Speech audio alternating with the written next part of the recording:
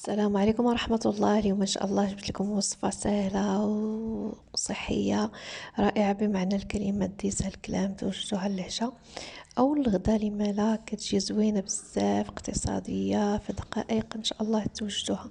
كنتمنى فيديو اليوم ينال الإعجاب ديالكم. اللي كيشوف الفيديو أول مرة كنقول لكم ما تنساوش الاشتراك في القناة، تضغطوا على زر الأحمر وتفعلوا زر الجرس باش توصلوا بجديد الوصفات. بلا ما نطول عليكم، بسم الله على بركة الله. هنا في وصفتنا كنحتاجو 2 كيسان ديال الرز. هي لالا موجودين عندك 2 كيسان ديال الرز، تحضري عشيوه رائعه بمعنى الكلمه. المهم الرز كلاصي العادي ديال العبار، 2 كيسان اللي كندير. من بعد كنزيد عليهم الماء، بسم الله على بركه الله. كنخليه واحد شويه هذا الرز كينقع في هذا الماء حتى كيحيد منه هذاك النشا، باش يخلي لنا الوصفه ديالنا كتجي زوينه. المهم بعد ما كيتغسل مزيان مزيان، كنغسلوه كنديه كنديرو في الصفايه، كنصفيه من الماء حتى ما كيبقاش فيه. ومن بعد كنجيبو كندير معاه واحد شويه ديال الزبده كما شفتوا معايا، وشويه من زيت الزيتون، ممكن تعوضوها بزيت نباتيه، والملح، واحد شويه ديال الملح. فهاد الطنجره غادي ناخدها فوق النار اللي كتكون مهيله، ومع التحريك المستمر حتى كتذوب عندي هذيك الزبده. وهذا كيتلبس عندنا الزيت والزبده، كنشحروه مزيان مزيان حتى كنحسوا به صافي راه تشرب لينا هذيك الزيت والزبده. من بعد ديك الساعه غادي ناخذوا، المهم حنا درنا 2 كيسان ديال الرز وكنضاعفوا الماء غادي نديروا 4 الكيسان من هاد الكيسان اللي عبرت بهم الرز.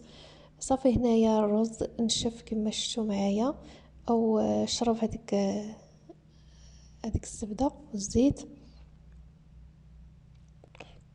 كنعمر 4 ديال الكيسان، كنضيفهم ديال الماء، كنضيفهم على الرز، كنحرك مزيان مزيان باش الا كانت شي حبه ملاصقه مع اختها كتحيد. طاحت الرز كتفرز، وكناخذ الطنجره كنغطيها وكنديها فوق النار، كردو مع البال حتى كيبان لينا الرز كيتشرب.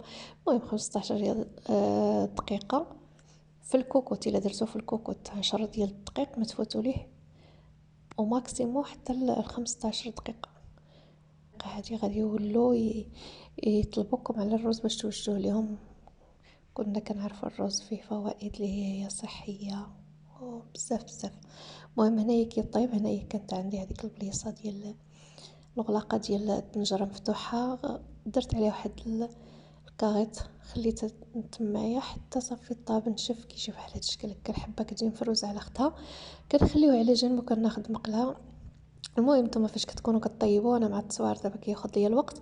فاش كيكون كيطيب الرز كتوجدوا نتوما واحد المقله كتحطوها، كدير فيها حبه ديال البصله اللي هي كبيره، كتشلضوا فيها هاد البصله. ما كانتش كبيره كدير 2 حبات. المهم كنحيد لها القشره ديالها، كنشلضها مزيان مزيان. ومن بعد ديك الساعه كنزيدو، اما كتنصبوها بالزبده، اما كتنصبوها بالزيت اللي كتفضلوا. دابا الزيت راه ولات غاليه اللي ما يدير زيت الزيتون ولا مشكله. المهم على حساب نتوفر كل واحد داكشي اللي متوفر عنده، وعلى حساب استطاعة كل واحد فينا. المهم كديروا الزيت او الزبده، او ممكن كتخلطوهم بجوج، شويه زيت شويه زبده شويه ديال الملح شويه ديال البزار. وكتاخدوا هاد المقله كدوها فوق العافيه اللي كتكون فوق المهيله. كتخليو هاد البصله حتى كتشلط وكتعطي ريحتها وكتبان وكتجي زوينه. من بعد ديك الساعه كتاخدوا واحد الحبه ديال خيز الزوم، كنحيدو لها القشره ديالها من طبيعه الحال مغسوله، وكنحكوها. غادي تشوفوا معايا الشكل كيفاش غادي ندير لها. المهم هنا هاد البصله انا ما كنغفلش عليها، كنبقى مره كنحركها في هاد الزويده اللي دايره ليها، وكان ندي فيها ونجيب صافي حتى كنحس بها راه صافي هذيك البصله. المهم بدات كتبان. من بعد ديك الساعه كناخذ هاد الحبه ديال الخيزو او الجزر. المهم كتكون غير صغيره ماشي كاع حبه كبيره. وصفتنا اليوم كلها صحيه وزوينه بزاف. صافي انا غادي نحكها في الحكاكه. المهم ماشي من الجهه رقيقه كاع اللي خرج لكم خيزو رقيق بزاف، لا من ديك الجهه اللي كتكون غليظه وكيخرج كتخرج الحبه ديال الخيزو مبشوره وكتبان ديك البشره ديالها. المهم تتهزها في يدكم وكتبان كما شفتوا معايا هنايا كطير كتبان، المهم باينه. صافي غادي نحكها وغادي نهز هاد الحبه ديال الخيزو، كنزيدها على ديك البصيله. هنايا شتا حداكم تشوفوا معايا ديك البصله بعد ما كتشحر كنضيف ليها هذيك الحبه ديال الخيزو، كنحرك الخليط. مع بعضياتو وكنرجعها فوق النار. المهم كنخليوها كطيب واحد شويه خيزو. ملي كنعملو ليه بحال هاد الشكل هكا راه دغيا كيطيب، ماشي بحال الا كانوا قطاعي كبار كياخدوا لينا الوقت. هي كناخد واحد الزلافه كندير فيها من 2 حبات ديال البيض حتى ل3 كنهرسهم. بسم الله على بركه الله، مع واحد شويه ديال الملح. المهم هنايا الملح كل حاجه ذكرت لكم فيها. وجدنا البصله درنا معها مليحه، وجدنا الرز ودرنا معاه الملح، وهنا البيض الملح. المهم كل حاجه كندير فيها شوي شوي ديال الملح باش كتجي بنينه. صافي هنا هاد البيض درت معاه الملحه، غادي تشوفوا معايا كيفاش. المهم غادي نطرب انايا الخليط.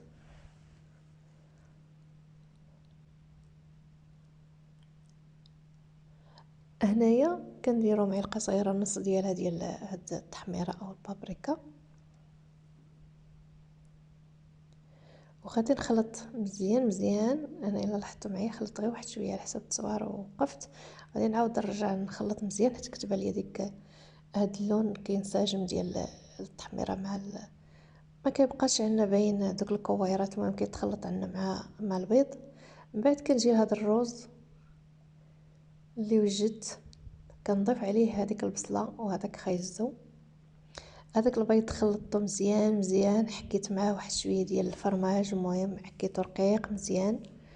اللقطه اللي كنت كندوز فيها الفرماج ما تصورش ليا للاسف كما قلت لكم كنت كنصور. المهم درت الفرماج، حكيت الفرماج اللي كنديرو في البيتزا حكيته مع البيض، خلطته مزيان مزيان.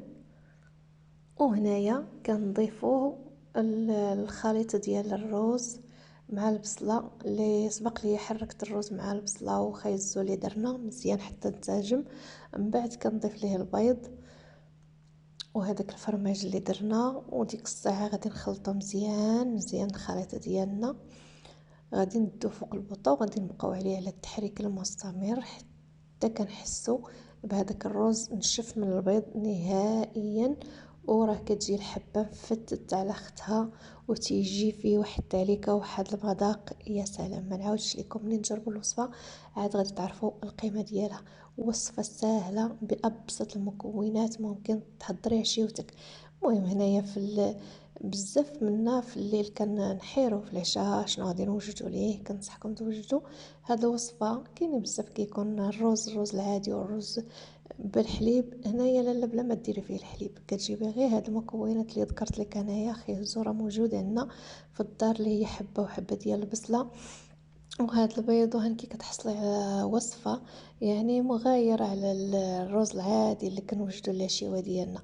المهم كنخليوه فوق البوطه مع التحريك المستمر حتى كيبان لينا داك الرز صافي راه نشاف، وكل حبه كتبقى مفروزه على اختها. عاد ديك الساعه كنقدموه بالصحه والراحه للعائله ديالنا. كيجي هذا هو الشكل ديالو ما شاء الله، كيجي زوين بزاف بزاف. كتقدميه مع داكشي اللي باغيه نتيا، يا عصير ولا اللي كتفضلي معاه او اللبن او اللي كتبغي، كيجي زوين.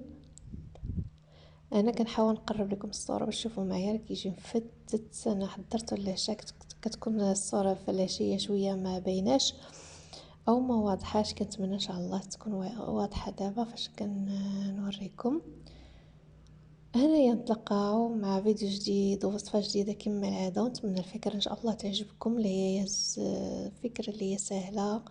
ما تنسوش وما تنسوش الاشتراك في القناه باش توصلوا بجديد الوصفات. نتلاقاو مع فيديو جديد كما العاده، والسلام عليكم.